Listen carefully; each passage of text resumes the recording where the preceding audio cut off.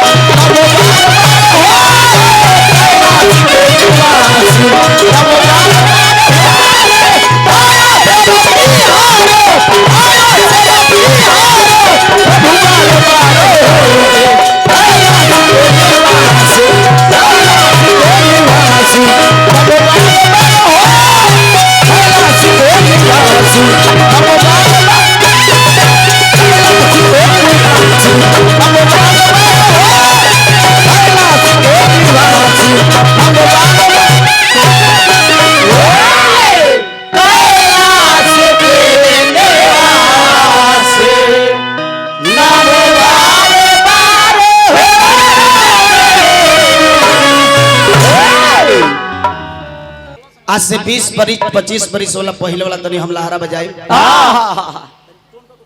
जना घरी बाबू मुन्ना सिंह नथुनी सिंह का जोड़ी चलत रहे तो ओ घरी चाचा सिर्फ तबला पर लहरा बजत रहला रउआ सब के का बताओ रउआ सब तो हमारा उम्र बा 36 बरिस के तो रउआ सब के अनुभव बड़ुए 50 बरिस के उम्र के अनुसार अभी आप सबके हम लहरा जौन बजवाई सिर्फ तबला पर हम बजवाई जौन अर्जुन बैठल बड़े तबला पर तो कोनो बहुत बड़ विद्वान तो है ना आ कोनो बहुत बड़ जानकारो ना है इतरवा सब हमनी के कुछ दो चार गो गीत गावे सिखा देले बानी ई रवे सब के दिन बाकी हमनी के घूम घूम के दो चार गो गीत गावत आनी जा तो अर्जुन के तनी तबला पर लगावत बेस वाह सिर्फ लहरा बजाई है आप सबके बाद टुकड़ा परन दिखाई है सिर्फ मात्र तबला से और के लहरा के सजे हैं बाबू हमारे किलाट मास्टर साहब हमारा नईमुद्दीन भैया तो विद्वान के नगरी है लयदार के नगरी है कलाकार के नगरी है एक से बढ़ के एक कलाकार ए धरातल पर बाड़े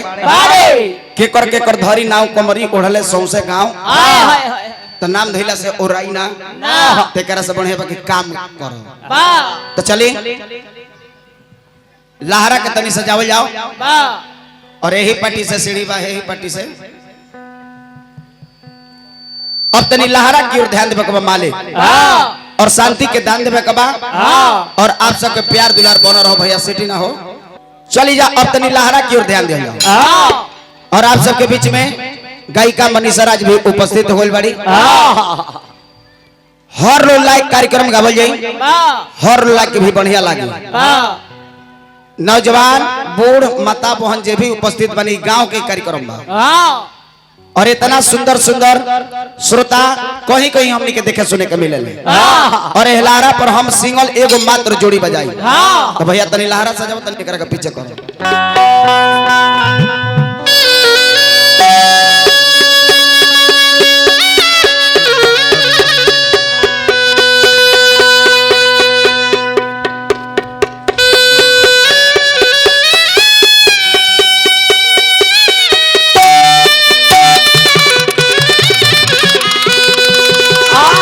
भैया बा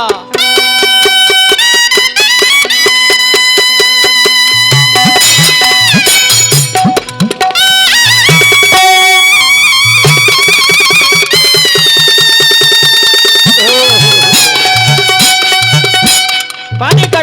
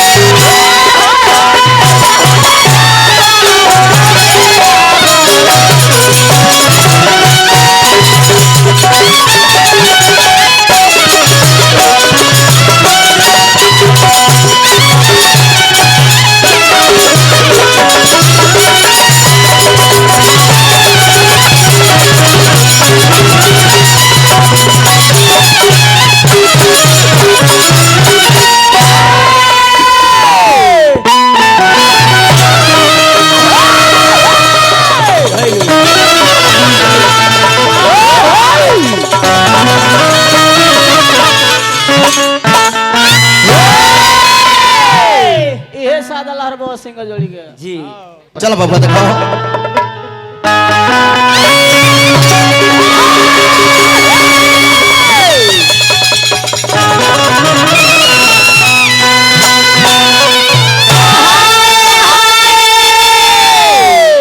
दर दर दा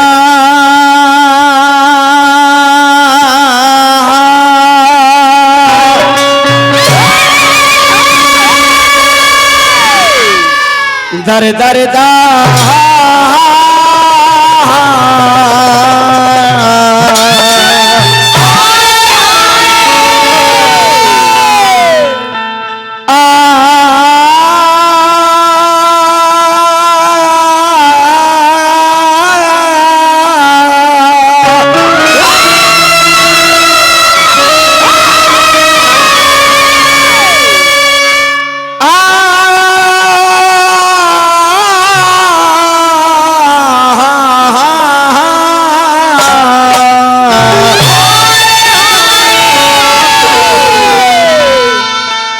प्रेम से बोली आदि शक्ति मैया दुर्गा जी मैया की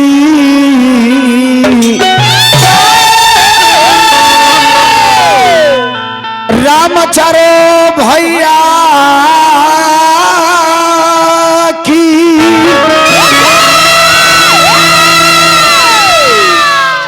एक बार प्रेम से बोला संघातिया लो अपना अपना माता पिता की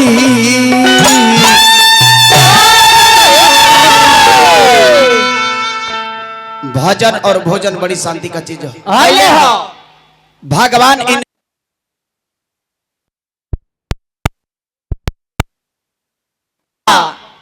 तबे तारा के आशीर्वाद दे। ऐसा कहीं चाचा शास्त्र में प्रमाण नहीं खेली को भर पेट खाना खाई भगवान के मंदिर में जाई पूजा पाठ करी भगवान आशीर्वाद दी है कब जब राउर भीतर के तन मन विचार शुद्ध रही तो अभी ना कि एक महीना से राम राम राम राम भजत तने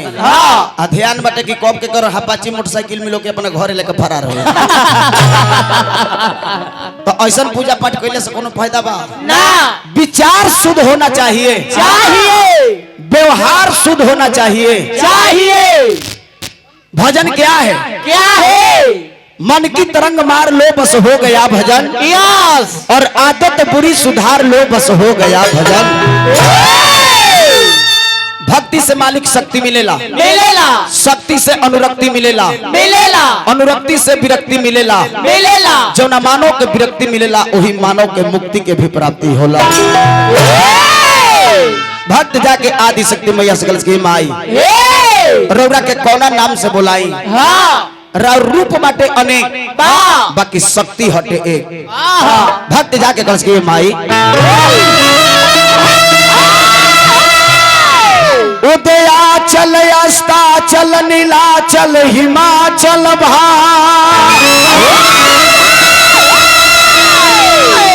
मई हर मदराचल विधाचल है मैया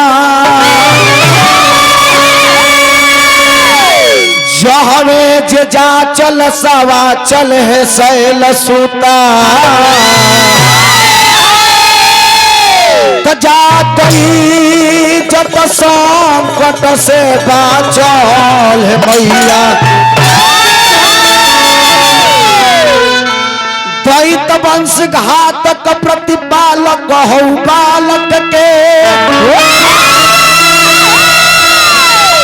जोगिनी जमात फिर नाचत है मैया महिषासुर मर्दनी हो गर्दनी में अढ़ौल फूल लाल लाहदार शोभे आंचल है मैया। प्रथम पूजा हमनी के माई के घरी ले जा पढ़े लिखे वाला लड़का हो खस चाहे पढ़ाई मास्टर साहब होके जे संगीत लाइन से जुड़ल बा उ सबसे पहले मां सरस्वती के याद करेला बाकी हमनी के प्रथम पूजा के करके दिले जा गणेश बाबा के दिले जा भगवान भोलेनाथ के कैसन परिवार हो चाचा कैसन वंदनीय हो आइले हो स्मरणीय हो आइले हो पूजनीय हो आइले हो भगवान भोलेनाथ के पूरा परिवार यानी कि गणेश भगवान से हमनी के विनती करब जा के ग्राम जवार में आकर के यह दुर्गा पूजा कमेटी में आकर के ग्राम मोहिया में आकर के मंगल के बारिश करी और विघ्न के नाश कर दी भक्त जाके कलश के बाबा हे लंबोदर गौरी के ललना नगल वाला बाटे आ जाता रे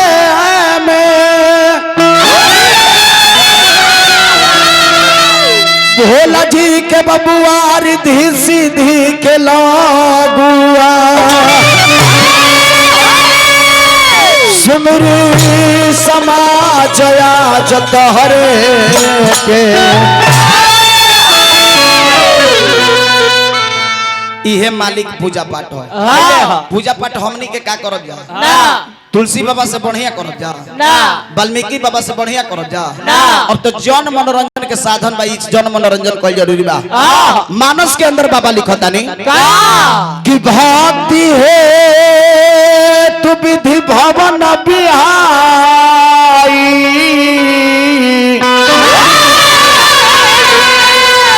अस्मीरत सार दयावत धाई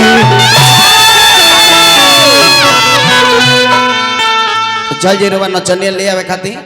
ओकर बाद हम तनी अब खड़ा होके सुमिरन वंदना गावत तनी पटरी बढ़ा लो मास्टर भक्त जाके माइस कलश के मारी इराउर दया दृष्टि बा बड़े बड़े विद्वान लोग पर भइल महान लोग पर भइल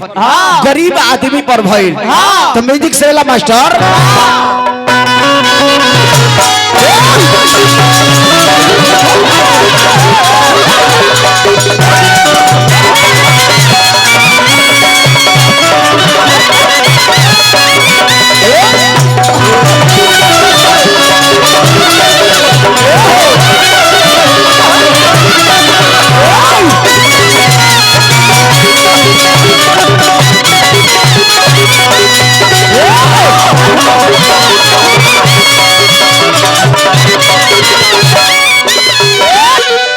तमाम श्रोता समाज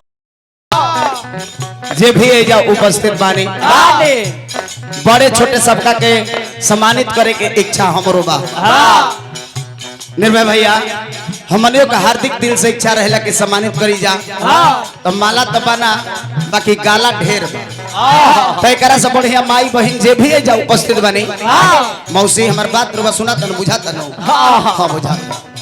तो आप सबके मंच के माध्यम से आप सबके इहे चरण समझ करके हम एक बार इजे से गोड़ लागो और आप सबसे निवेदन बा कि एगो ताली से छोट सम्मानित करो तो जान जब के गोड़ लागल सब ले स्वीकार कर लेबा सबका के इजे से गोड़ लगते एगो ताली से सम्मानित कर दो तालिया तालिया सबरो तालिया भक्त जाके माइस कलश के माई इरार कृपा बा कि हमने के गावत नहीं जा बजावत नहीं जा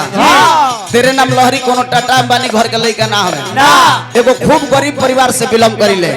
ई त माई के कृपा बा भक्त जाके माइस कलश के माई अरे आवा मैया मोरी मैया मैया मोरी मैया आवा मैया हमार मैया सुनो नबे आवा मैया हमार मैया सुनो नबे आज बबुआ बोलावता अरे तन मन धान में आज लइका बोलावे तन मन धन में अब मैया हमार मैया सुमिरन में अब मैया हमार मैया सुमिरन में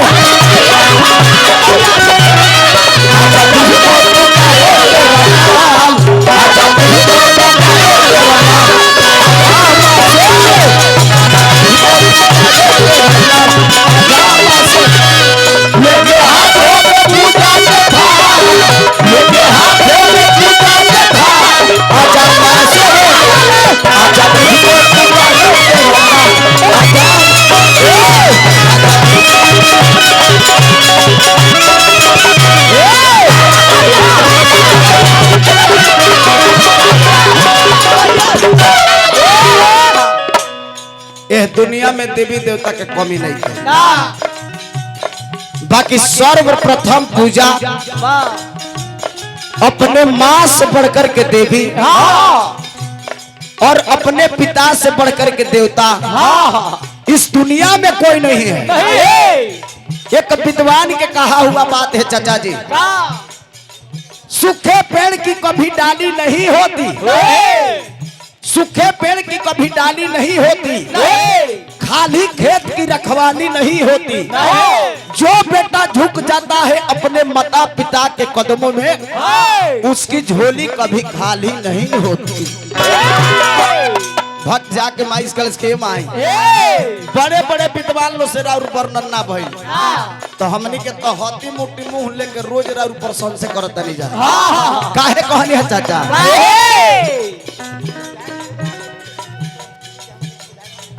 ओके ओके मान्य हमने का माँ दुर्गा पूजा समिति सेवा का हमारा मुख्य अतिथि साहब हमारा विधायक जी उपस्थित बानी, हार्दिक स्वागत बा, वंदन बा, अभिनंदन बा। ये छोट कलाकार लहरी जी का ओर से और आइए आपका स्वागत है इस मंच का माध्यम से। मान्य हमारा विधायक जी उपस्थित बानी, हार्दिक स्वागत बा, वंदन बा, अभिनंदन बा। नारायण जी बनौले राखे काहे कहनी अब बबुआ से समय है समय राउर गुण गावे